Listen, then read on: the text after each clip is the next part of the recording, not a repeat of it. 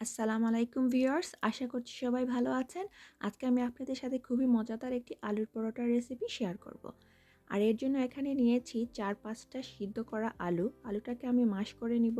তারপর দিয়ে দিব 1 টেবিল চামচের মতো চিলি ফ্লেক্স, দিয়ে দিব হাফ টিস্পুনের মতো চাট মশলা, হাফ টিস্পুনের মতো জিরা পাউডার, আর দিয়ে দিব কিছুটা লবণ। লবণটা আপনাদের স্বাদ মতো দিতে পারেন। তারপর এগুলোকে একটু মাখিয়ে রেখে দিব।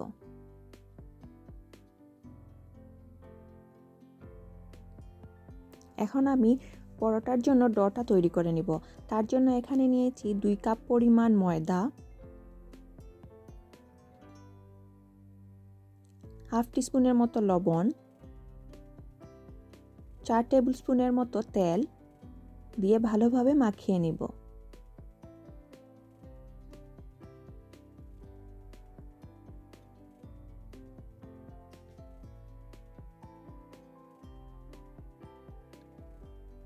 তারপর 1 কাপের মতো পানি দিয়ে ডটা তৈরি করে নিব। এখন 10 থেকে 15 মিনিটের জন্য ডটাকে রেস্টে রেখে দিব। 10-15 মিনিট পর 5টি ভাগে আমি পরোটাকে ভাগ করে নিব। একটি পরোটার খামির নিয়ে এইভাবে আমি হাত দিয়ে চেপে চেপে রুটিটাকে একটু বড় করে নিব।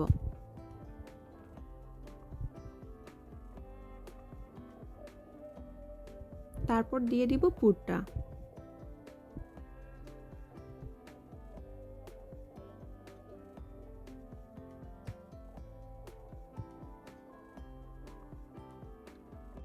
তারপর চারপাশ থেকে এভাবে টেনে টেনে মুখটা লাগিয়ে নিব।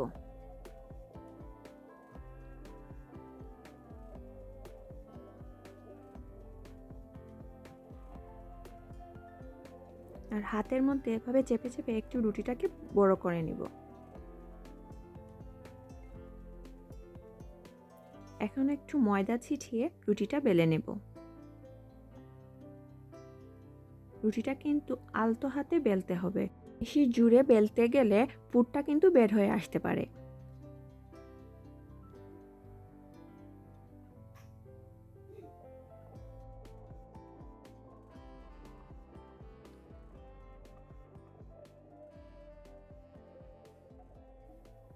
আর ঠিক একইভাবে আমি বাকি পরোটাগুলোও তৈরি করে নিব। আমি আপনাদের সাথে আরেকটি পরোটা তৈরি করে দেখাচ্ছি।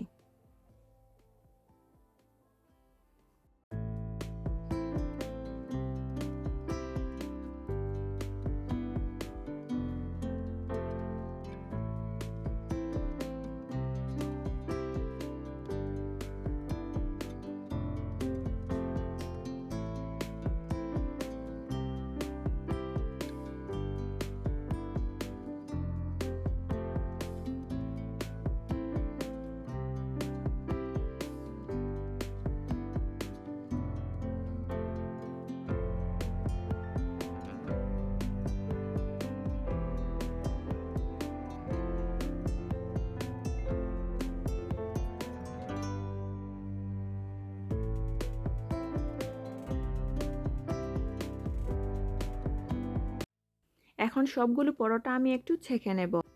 পরোটা ছেঁকা হয়ে গেলে আমি একটি বাটিতে নিয়ে নিব 2 টেবিল চামচের মতো ঘি আর 1 টেবিল চামচের মতো তেল দিয়ে পরোটার চারপাশে ভালোভাবে ঘুরিয়ে পরোটাকে একটু ভেজে নেব।